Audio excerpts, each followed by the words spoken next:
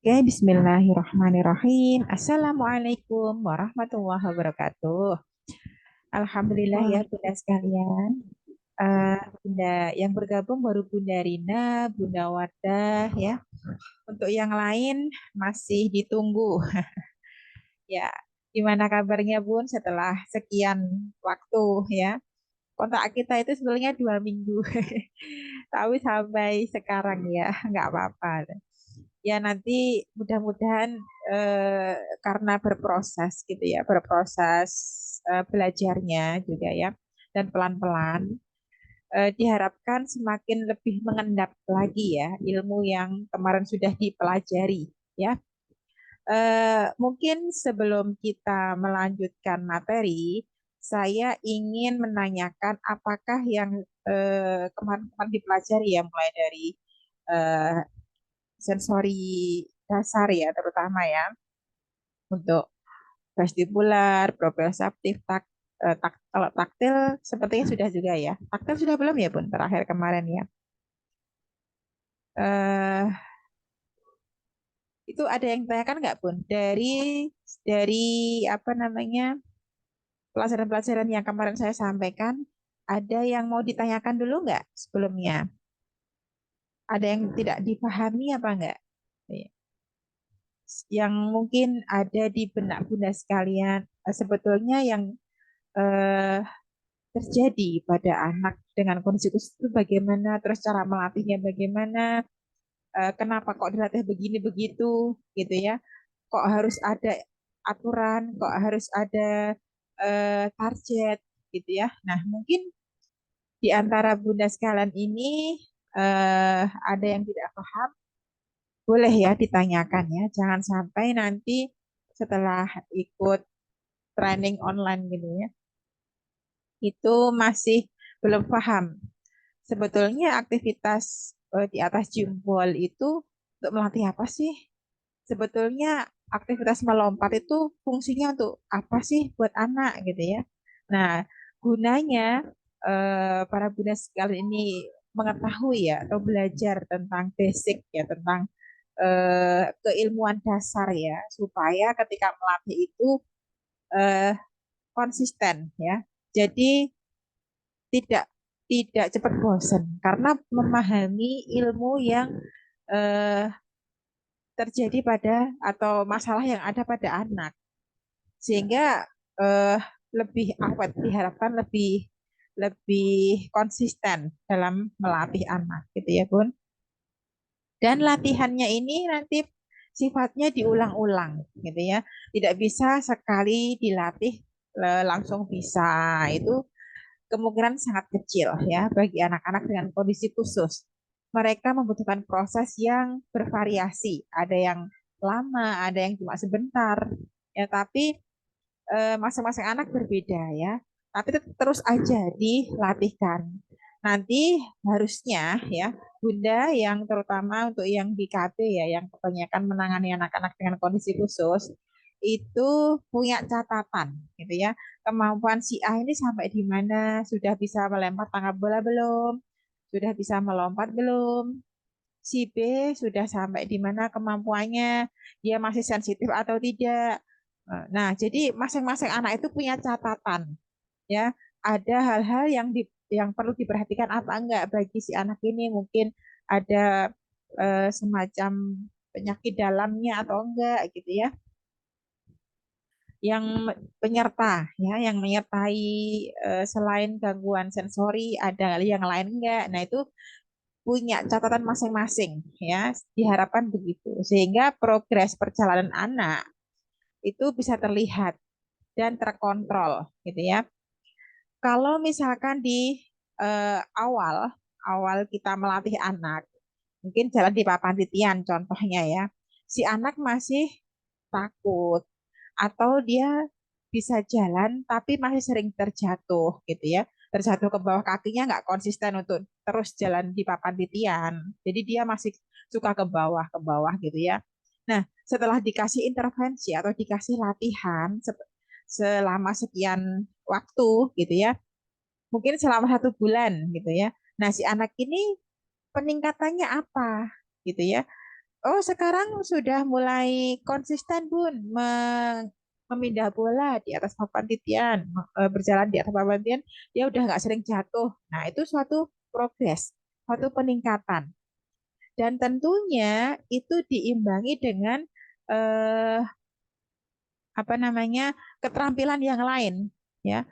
Mungkin fokusnya semakin membaik, ya. Dan semakin anak semakin paham, mudah diatur. Seperti itu ya, Bu. Jadi progresnya bisa dilihat dari keseharian ya, atau bisa juga dari permainan-permainan yang kita berikan. Sebelumnya kita berikan ini suatu permainan kita latihkan terus sampai dilihat nanti ketika mungkin sekitar 1 bulan seperti apa progresnya gitu ya. Dan tentunya terus menyampaikan kepada orang tua untuk tetap menjaga anaknya dari screen time ya. Jangan sampai anak ini setelah diberikan latihan selama di sekolah, di rumah dia nggak terkontrol ya untuk screen time-nya kah, untuk mungkin kalau ada anak yang memang memerlukan diet gitu ya, diet makanan ya, dia tidak terkontrol untuk asupan makanannya sehingga mudah tantrum atau menunjukkan perilaku maladaptif yang lain gitu. Nah, jadi tetap memberikan edukasi juga kepada orang tua bagaimana memberikan pola asuh yang benar kepada anaknya selama di rumah ya. Terutama yang mudah diberikan tuh tidak screen time ya, ataupun dibatasi karena anak normal pun bisa menjadi berkebutuhan khusus kalau diberikan screen time selama berjam-jam. 2 jam diberikan screen time setiap harinya secara konsisten itu membutuhkan pemulihan waktu yang lama, 1 tahun ya untuk recovery-nya. Jadi sayang ya untuk anak-anak yang generasi sekarang ini lah ya, ke era gadget ini loh. Ini kematangan sensorinya sangat rentan gitu ya Bun, atau ke, eh, masih potensi besar ya, berpotensi besar untuk terkena gangguan sensori gitu ya, gitu. Gitu ya Bun. Ada yang tanyakan sebelum kita masuk ke materi? Ini sudah pertemuan ke-6 ya. Tinggal nanti pertemuan berikutnya, pertemuan terakhir. Mungkin sebelumnya ada yang mau ditanyakan dulu pun? Nggak ada, Bun. Oh, tidak ada ya. Tidak apa-apa ya. Tidak apa-apa. Oke. Yang saya Tapi kalau misalnya yang kalau saya ada kesulitan G. bisa chat pribadi nggak? Boleh, boleh. Boleh, Bun, boleh. Boleh ya. Iya ya. Boleh chat pribadi kalau apa namanya mana kesulitan ya. Nah, Iya untuk ya. topik malam hari ini ya, kita akan membahas tentang olfaktori dan gustatory. Ya, ini bagian dari sistem sensori dasar ya. Sensori olfaktori itu adalah penciuman ya, indera penciuman yang biasa kita tahu gitu ya bahwa hidung merupakan alat sensor kita untuk mencium bau ya, sensasi bau ya. Dan gustatory itu indera pengecapan ya, lidah kita ya yang apa namanya berfungsi untuk reseptornya. Jadi di situ ada banyak saraf ya di lidah kita, di indera penciuman kita itu ada sel-sel saraf yang menangkap ya, khusus menangkap untuk bau ya. Di sini seperti ini ya Bun. Jadi untuk indera penciuman ya, ketika kita menghirup bau di sini di bagian dalam gini ya di hidung ya itu ada sel-sel saraf yang menangkap sensasi bau ya dan akan disalurkan ke otak nantinya ya. Terus dari otak nanti akan diolah di organisasi, orientasi organisasi baru diberikan eksekusinya, diinterpretasikan, diolah, pokoknya diorganisasi lah ya. Ini bau apa, datangnya dari mana,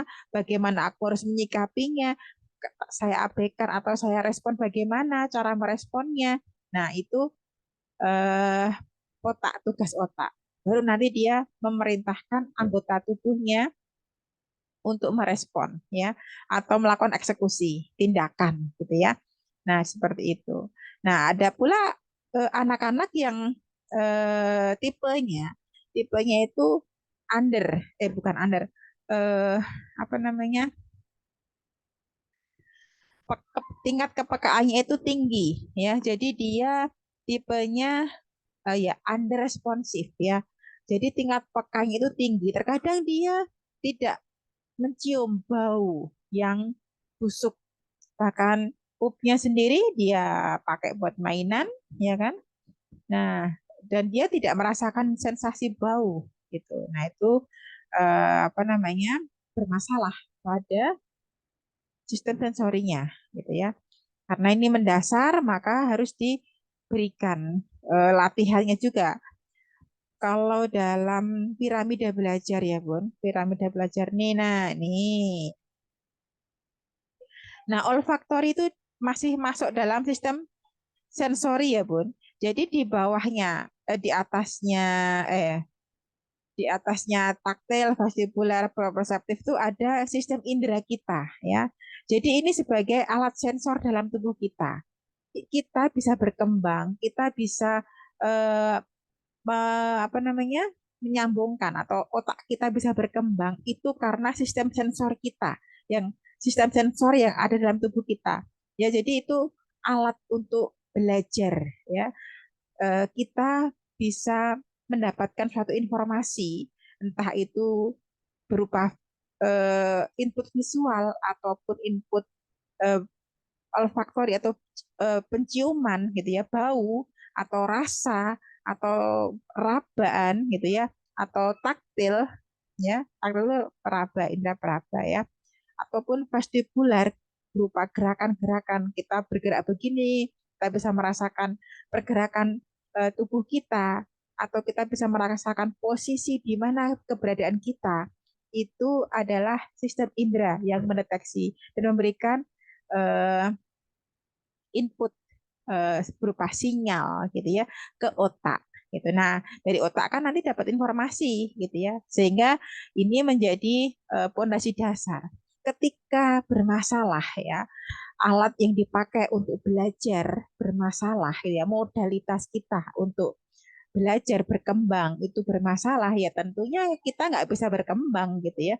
Jadi atau perkembangannya stagnan atau bahkan mundur seperti bayi lagi gitu. Nah, ini penyebabnya memang banyak ya pun faktornya. Mulai dari penyakit seperti virus ataupun bakteri dan juga baru-baru ini karena pengaruh gadget atau screen time yang berlebihan itu membuat otak mengalami regresi atau kemunduran perkembangan si anak itu gitu ya. Karena merusak ya sistem saraf yang ada di otak gitu. Nah, jadi eh, sayang gitu ya kalau anak sebetulnya bisa normal tapi ternyata karena salah pola asuh akhirnya anak menjadi bermasalah dan itu sangat sangat apa namanya jauh ya dari sangat jauh dari masa depan yang kita harapkan untuk anak-anak kita hanya gara-gara salah pola asuh lupa gadget gitu. Jadi tolong mungkin bunda yang punya baby atau anak gitu ya atau dan orang tua orang tua yang menitipkan anak ke tempat bunda sekalian gitu ya tolong dipesenin ya bu screen time tolong dibatasin gitu ya kalaupun terpaksa karena nggak bisa menghindari ya karena kita di eranya era gadget gitu ya dan nggak bisa menghindari itu pun harus dibatasi dikasih timer ya supaya si anak ini tidak kecanduan, tidak keterusan gitu ya, karena sangat berpengaruh ya pada perkembangan otaknya. Nah, di sini letak olfaktori dan gustatori ya. Selama pondasi dasarnya ini tidak matang atau kurang baik ya, kurang bisa berperan atau berfungsi dengan baik, masih ada disfungsinya, maka untuk keterampilan yang di atasnya ini, ya olfaktori, visual, auditori, gustatori ini juga akan bermasalah. Maka ketika Bunda menanyakan, Bun, di tempat saya itu ada anak yang dia suka mainan pup. Dia tidak merasa jijik, dia tidak merasa bau ya, tapi malah dipakai buat mainan. Bahkan di sekolah lain ya, yang pernah saya dengar informasinya itu mainan pupnya itu diratakan di tembok gitu ya. Nah, kita mungkin merasa aneh banget gitu ya. Selain enggak jijik, apa dia enggak bau gitu ya. Nah, dia tuh enggak paham ya. Dan dia tipe anak yang gangguan modulasi sensori yang tipenya underresponsive. Jadi ambang pekanya terlalu tinggi. Dia nggak peka ya dengan hal-hal yang seperti itu. Gitu. Nah, maka cara melatihnya bagaimana kalau mendapati anak yang seperti itu?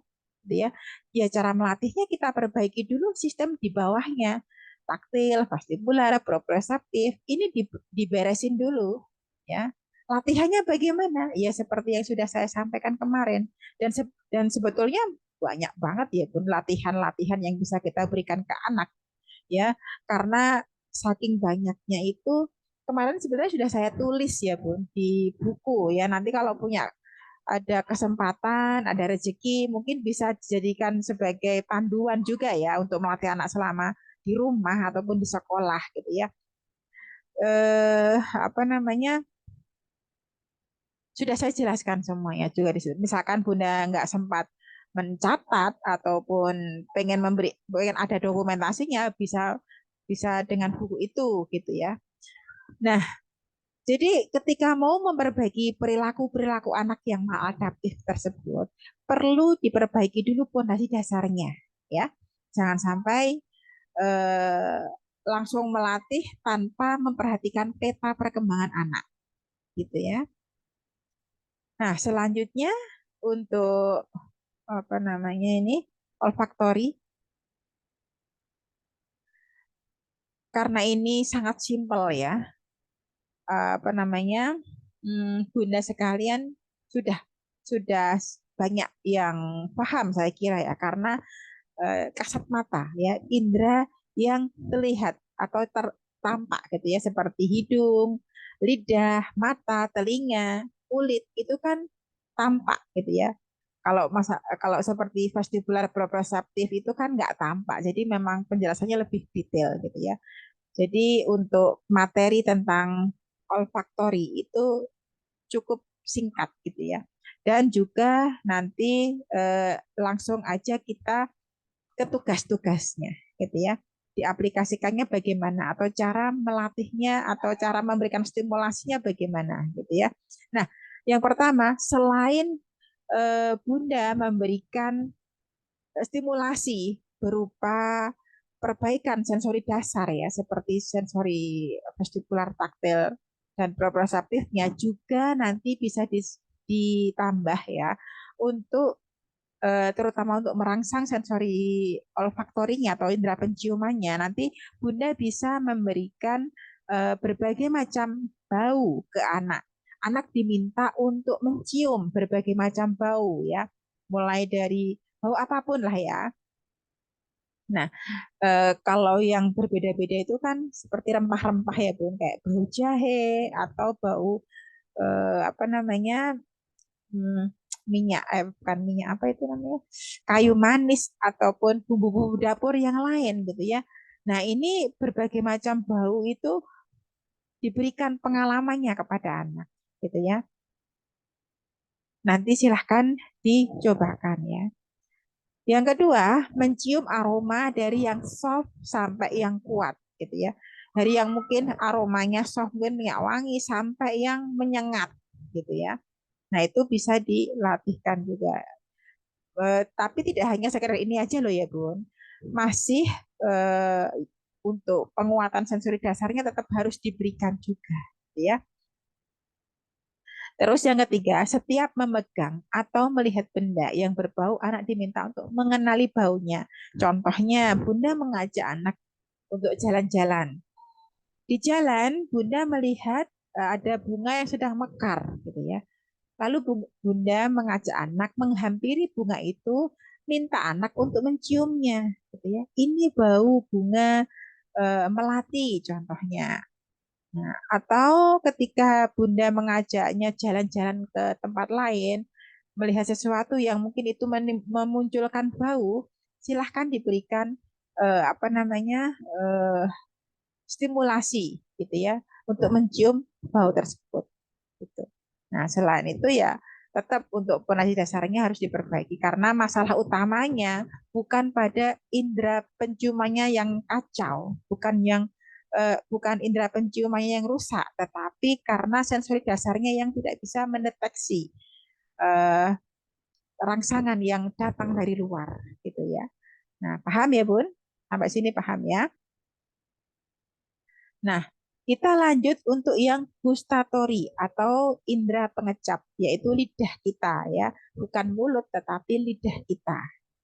Nah, di sini lidah ini ada tonsil-tonsil gitu ya, ada apa namanya sarafnya, ya sarafnya banyak banget, jadi sehingga ada alokasinya juga. Ketika kita merasakan manis, biasanya di ujung lidah, asin di sebelah tepi lidah gitu ya, pahit di pangkal lidah gitu ya. Nah, biasanya yang terasa banget gitu ya. Yang terasa banget rasanya itu seperti yang tadi saya sebutkan, di depan, di ujung lidah itu rasa manis, samping asin, dan di pangkal itu pahit. Nah, nanti bisa juga ya dilatihkan. Nah, ini latihannya ya. Mencicipi berbagai rasa ya, seperti rasa asam, asin, pahit, pedas, manis, sepet. Nah, sepet itu rasa apa, Bun? Tahu nggak, Bun, sepet? Sepet itu rasanya seperti jambu mete. Ya. Jambu mete itu sudah pernah merasakan jambu mete atau jambu yang belum matang? Jambu yang belum matang itu rasanya sepet gitu ya. Terus atau sawo, sawo yang masih mentah. Nah, itu juga rasanya sepet, tidak pahit juga, tidak manis juga, gitu ya. Jadi rasanya agak sepet, gitu ya. Nah, itu perlu perlu bagi anak itu merasakan sensasi rasa-rasa. Selain bau, rasa juga apa namanya aktivitas yang lain. Jadi intinya kita memberikan pengalaman baru pada anak terhadap sistem inderanya atau panca inderanya. Tidak hanya panca indera aja, tapi juga gerakan dan posisi ya. Jadi tolong nanti dicobakan setiap aktivitas yang kemarin saya berikan itu diusahakan sudah dicoba semuanya ya.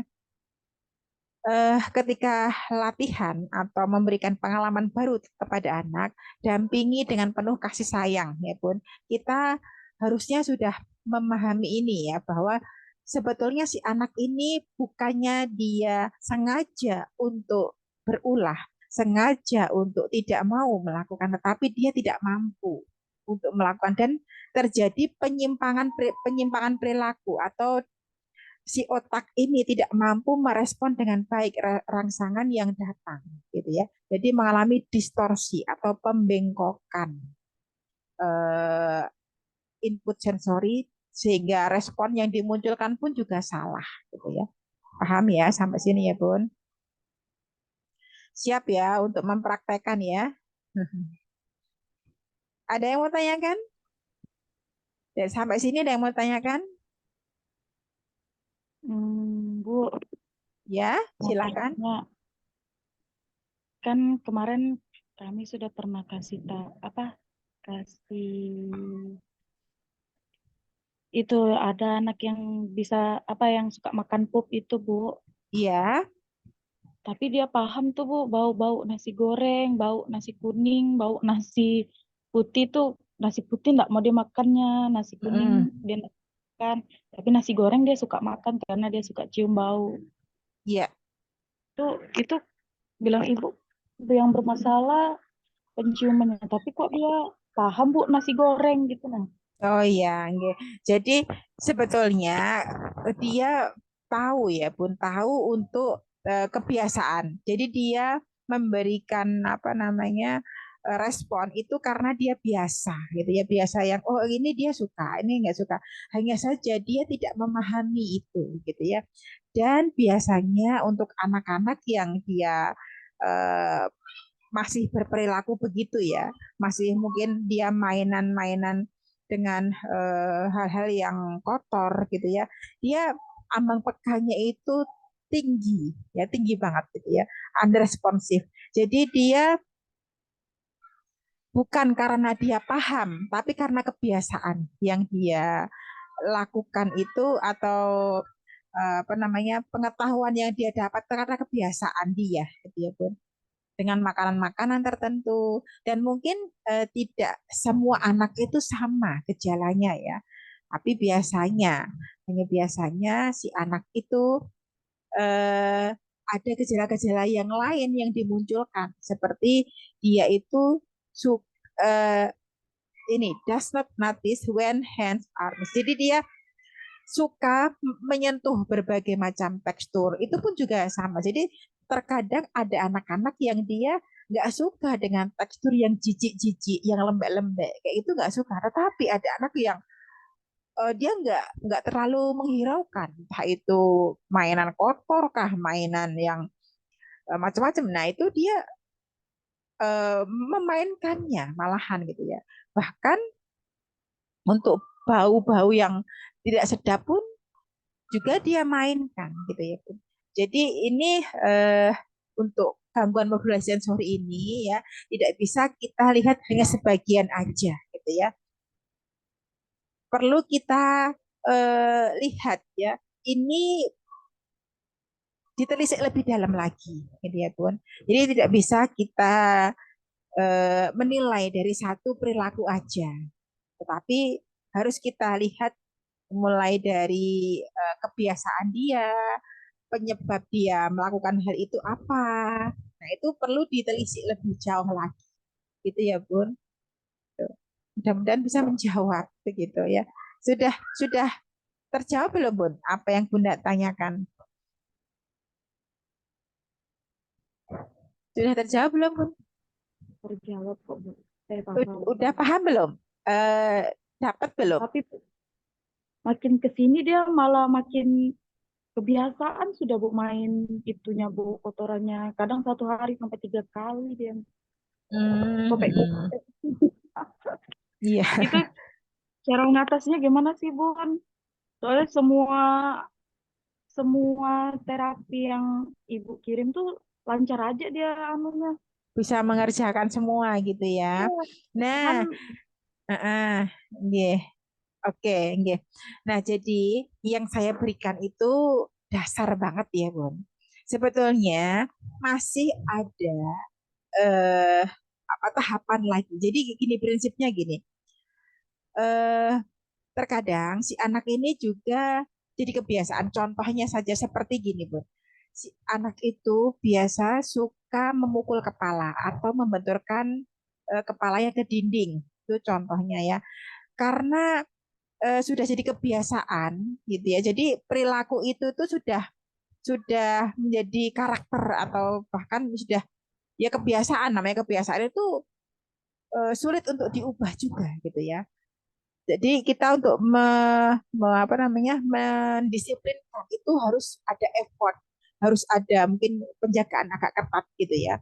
Ada kedisiplinan di situ juga gitu ya. Dan diimbangi dengan support atau latihan-latihan yang lain juga gitu ya. Nah, terkadang untuk anak-anak ini kan memang beda ya Bun. Yang saya berikan untuk aktivitas yang saya berikan ini dasar ya, dasar banget kan. Ada anak yang tidak bisa, ada anak yang ketika mengerjakan contohnya papan titian atau di atas simbol gitu ya. Bun ini udah lancar banget. Kalau ini belum. Ini belum bisa, ini masih ketakutan. Nah, kan ada berbagai macam apa namanya respon yang dimunculkan anak ya Bun. Nah, saya nggak bisa untuk satu persatu diberikan home program gitu ya. Kalau misalkan ingin diberikan home program, jadi pasnya untuk si anak ini seperti apa, saya harus tahu kondisinya terlebih dahulu. Nah, yang saya berikan ini program umum ya. Jadi saya berikan level paling bawah gitu ya, yang anak-anak biasa mengalami kesulitan. Nah, adapun untuk anak yang dia udah naik level, udah pinter, maka untuk tingkat kesulitannya itu dinaikkan juga, digradasi untuk tingkat kesulitan juga mungkin intensitas atau jumlahnya dinaikkan lagi tingkat kesulitannya gitu ya Bun. Dan untuk karena ini kelasnya kelas sensory diet, kelas sensory dasar gitu ya, maka latihan-latihan diberikan cukup cukup mendasar banget gitu ya, perbaikan sensori. Adapun nanti untuk latihan yang lebih sulit lagi ada sebetulnya, dan itu juga termasuk mematangkan keterampilan-keterampilan motoriknya juga yang diharapkan nanti ketika mau kematangan apa sistem motoriknya bagus, dia juga matang pada keterampilan yang lain, terutama untuk sensorinya. Tentu dia insya Allah sudah mulai membaik kalau dia sudah pada level kemampuan atau latihan perkembangan sensori motornya gitu ya Bun. Nah, jadi karena ini kelas dasar, jadi saya berikan aktivitas yang mudah. Adapun anak ada yang kesulitan, ada yang sangat mudah untuk mengerjakan gitu ya. Nah, itu berbeda-beda. Tinggal nanti ditingkatkan tingkat kesulitannya atau nanti Bunda belajar lagi di kelas selanjutnya ya, di tahap sensori motor gitu ya. Kalau ini tahap sensori diet gitu ya, kelas sensori dasar gitu ya.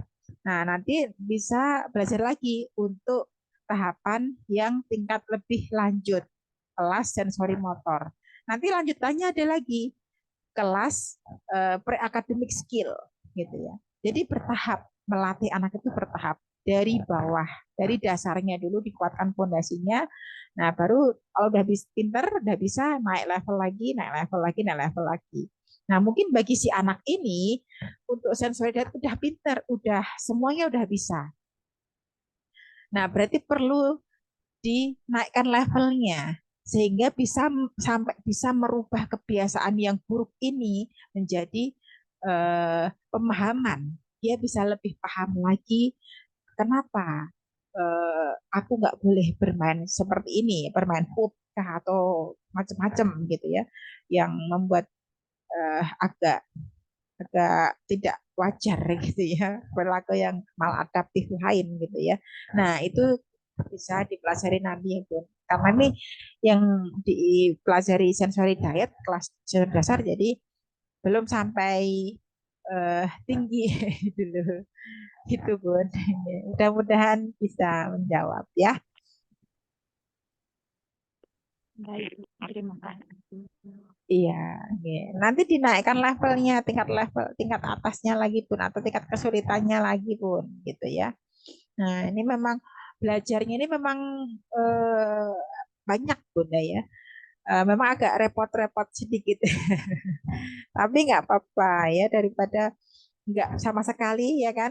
Ya, adalah Bunda yang di tempat Bunda itu eh, untuk mempelajari semacam kuliah di terapi okupasi.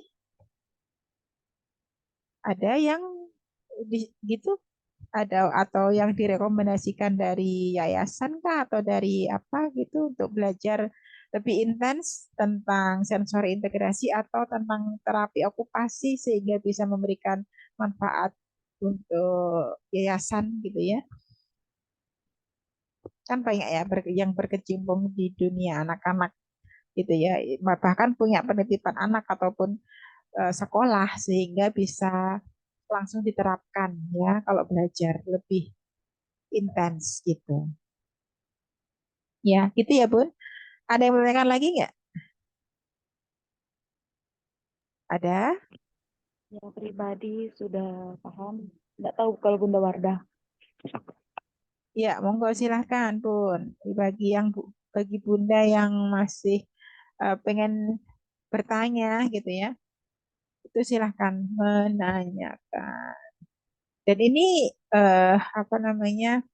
Nanti saya share untuk untuk apa kumpulan aktivitas ya lebih lanjut gitu ya. Ada? Ada yang bertanyakan?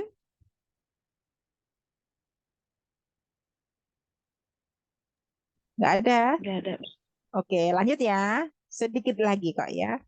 Nah, ini adalah apa namanya? Akan saya sampaikan ke apa namanya? Banyak kesimpulan ya, banyak kesimpulan, banyak kesimpulan. Nah, rangkuman, rangkuman dari aktivitas yang bisa dilatihkan selama di rumah, gitu ya. Untuk share screen saya sudah bisa dibaca ya, Bun. Yang kolom-kolom. Udah bisa belum? Belum ya? Udah ya? Oke, sudah ya. Nah, ini adalah rangkuman ya, Bun. Karena ini kelasnya udah mau berakhir, ya kan? Eh, ini saya bikinkan rangkuman, ya rangkuman dari tugas 1 sampai tugas ke 7, gitu ya. Nah, eh, nanti di sebelah sini, sebelah kanan saya ini adalah tugas, daftar tugas yang selama ini bisa dilatihkan selama di rumah ya. Di sekolah boleh, di rumah boleh gitu ya. Yang pertama naik jimbol. Saya harapkan ini Bunda sudah paham ya gerak mulai dari gerakannya ataupun aturan-aturan main ketika di atas jimbol. Terus bermain mobil-mobilan dengan keranjang ataupun apa namanya kardus boleh. Bermain kuda-kudaan ini biasanya sama ayah atau ibunya yang di rumah. Jadi ibunya atau ayahnya merangkak, anaknya naik di atas gitu ya. Dan ini murah meriah tapi bisa memberikan manfaat yang luar biasa pada anak untuk stimulasi sensori vestibular ya. Jadi eh, misalkan ya di rumah ataupun di sekolah tidak ada alat-alat terapi ya seperti yang ada di klinik, Bunda atau orang tua masih bisa melatihkan selama di rumah dengan berprinsip pada eh, sensori integrasi seperti stimulasi vestibular, proprioceptif, dan taktilnya yang diwujudkan dengan permen-permen seperti ini. Karena menurut penelitian ya, untuk terapi yang paling efektif adalah terapi bermain ya, bermain tetapi punya aturan gitu ya. Jadi menciptakan bonding dari orang tua kepada anak ya dengan intensitas yang sering itu akan memberikan efektivitas ya pada perbaikan sensori di anak dengan kondisi khusus gitu ya. Nah, ini memang PR bagi orang tua. Adapun guru paling bisa memberikan latihan aja selama di rumah ataupun diberikan fasilitas gitu ya selama di rumah. Dan bagaimana ya ini anak-anak ini mau tak latih apa ya, jadi bingung bagaimana cara melatihnya atau bagaimana aku harus berbuat sesuatu untuk si anak ini gitu ya. Nah, di sini banyak ya pun latihan-latihannya. Ya, mungkin di antara Bunda di sini baru gitu ya, baru belajar yang mungkin kemarin-kemarin biar tidak sekedar ikut-ikutan. Itu mbaknya itu latihannya juga naik papan begini atau naik di jebol begini. Jadi cuman sekedar ayo naik jebol di entak-entakan di merengkan-mereng kiri udah tanpa tahu tujuannya untuk apa gitu ya. Nah, kalau Bunda di sini udah paham ya, kalau jimbol tujuannya untuk apapun. Ini ini apa ya istilahnya kuis kuis kuis kuis. Ini Bunda siapa aja ayo yang datang. Ya, sebentar ya, Bu. Sebentar ya.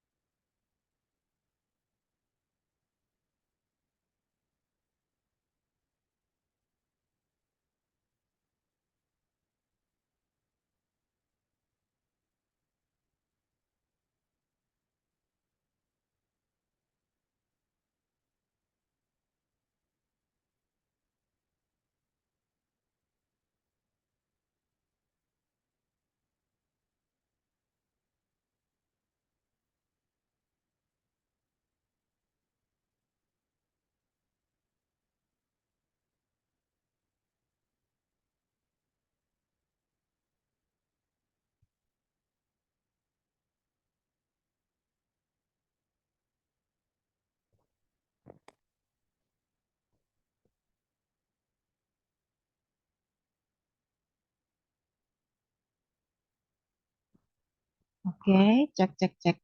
Oh iya, jadi masih saya Ibu mohon maaf tadi ada paket datang. Jadi apa namanya? Saya ambil. Yang bergabung baru dua aja ya, Bunda Rina dan Bunda Wardah. Oke, nggak Iya, apa-apa. Bu. Iya, oke, nggak apa-apa. Em, Gimana, Bun? Ayo, siapa yang bisa menjawab ini? Naik jimbol itu untuk stimulasi sensori apa? Ada yang tahu? Boleh chat, boleh atau langsung jawab boleh. Ada yang tahu? Untuk vestibular ya, Bu. Iya, vestibular. Ya, benar, 100 ya. Oke, ya. Eh, dan sebetulnya tidak hanya vestibular aja ya, tapi proprioceptif pun juga. Ya, jadi multifungsi. Ya, untuk di jempol itu multifungsi ada untuk stimulasi vestibular, apa namanya, proprioceptif juga, gitu ya, karena menggerakkan posisi si anak untuk miring kanan miring kiri sampai dia tahu keberadaan dirinya di atas permukaan seberapa tinggi ya aku dengan tidak menapak di tanah gitu ya, kadang kan anak tidak sadar ya dengan posisi tubuhnya. Nah itu perlu digugah ya, di biar ayo sadar sadar gitu ya, karena posisinya memang anak-anak dengan gangguan sensor itu seringnya tidak sadar dengan dirinya. Jadi kita berusaha untuk membangunkan, ayo bangun, bangun, bangun, sadar, sadar, sadar, supaya dia aware, dipanggil cepet-cepet noleh gitu ya, cepet merespon seperti itu. Oke, jadi paham ya Bun. Nanti insya Allah untuk yang ini saya share juga biar nanti Bunda tidak kesulitan ya. Selain itu untuk vestibular nih banyak banget ya Bun. Nah ini ada bermain perosotan, bermain tenda atau payung, bermain badminton statis, bermain sepeda, bermain skateboard atau skuter. Itu semua untuk latihan vestibular. Sedangkan proprioceptif, latihan melompat, merangkak, sambil memindah bola, berguling, stretching, crash pad, menarik atau mendorong benda berat. Nah, itu stimulasi proprioceptif. Dan taktil, berjalan di aspal, berjalan di lumpur, di sawah, gitu ya, bermain hujan, sentuhan kasar halus dingin, panas. Nah, bermain pasir itu untuk stimulasi taktil. Sedangkan visual auditorinya bermain bisik-bisik, terus bermain alat musik, mendengarkan gesekan daun-daun kering pun juga memberikan stimulasi visual apa auditori. Terus mandi bola itu untuk visual karena berwarna-warni, terus main campur warna. Nah, itu juga memberikan stimulasi visual gitu ya. Terus olfaktori, gustatori mencicipi berbagai macam rasa, bau, ya, minyak wangi. Nah, oral motor exercise-nya, nah nanti juga dilatih untuk apa namanya oral motornya. Jadi latihan, ayo julurkan lidahnya ke depan, ke samping, atas, bawah, depan, belakang, gitu ya. eh, Dilatihkan. Latihan meniup, latihan kalau nggak bisa meniup peluit, kalau nggak bisa meniup lilin, misalkan kita minta anak, ayo tiup lilinnya, yuk tiup satu persatu, bisa nggak ya? Mungkin ada yang nggak bisa, ada yang bisa, ada yang malah dipegang apinya, gitu ya. Nah itu perlu pengawasan. Kalau tidak bisa meniup, nanti diberikan peluit dulu. Yuk tiup peluitnya, gerakan mulutnya, gitu ya. Terus diberikan masas mulut, ya. Nah, itu semua adalah latihan yang bisa kita latihkan selama di rumah, ya. Jadi tidak harus dengan alat-alat yang mahal, gitu ya, tetapi juga diberikan eh, dengan menggunakan alat-alat di sekitar kita, insya Allah sudah bisa ya memaksimalkan latihan ya selama di rumah ataupun di sekolah. Ya apalagi difasilitasi sekolahan gitu ya, lebih komplit lagi sehingga memudahkan gurunya, ya nggak Bun? Nah mungkin dari sini ada yang mau disampaikan. Untuk konsepnya di terapi gimana? Nanti untuk di pertemuan terakhir, insya Allah saya berikan jadwal untuk latihan gitu ya. Latihan kalau hari Senin latih apa aja, Selasa bagaimana. Jadi semacam bikin kurikulum ya sendiri ya untuk anak-anak dengan kondisi khusus yang ada di kelompok bermain ya gitu. Di nanti pertemuan terakhir ya, insya Allah ya. Ini saya berikan aktivitas berbagai macam aktivitas terlebih dahulu, baru nanti di kelompok-kelompokkan atau dibikin jadwal lagi ya. Oke, mungkin itu dulu ya Bun untuk penyampaian materi di malam hari ini. Mungkin ada yang mau disampaikan sebelum kita tutup kelasnya? Ada yang mau disampaikan? Nggak ada Bun, terima kasih. Oh, nggak ada. Oke. Kalau tidak ada, mudah-mudahan yang sedikit ini memberikan manfaat dan Bunda sekalian juga diberikan kepahaman, terus kemudahan untuk melatih anak-anak gitu ya. Jadi jangan panik ketika melihat anak misalkan tantrum, tapi kita lebih tenang ya untuk menyikapi kondisi tersebut. Mungkin kita memeluknya, mengelusnya, membacakan ayat Quran, misalkan istighfar gitu ya, dan juga sambil dielus gitu ya, itu memberikan sensasi atau sentuhan proprioceptif juga, taktilnya juga anak jadi lebih tenang ya, jadi beda gitu ya. Oke, mungkin cukup sekian ya Bun. Misalkan ada selama saya menyampaikan materi, ada salah kata atau salah sikap dan eh, mungkin kurang berkenan di hati Bunda sekalian, saya mohon maaf ya. Saya akhiri dengan baca alhamdulillah, alhamdulillahirobbilalamin dan assalamualaikum warahmatullahi wabarakatuh. Waalaikumsalam warahmatullahi wabarakatuh.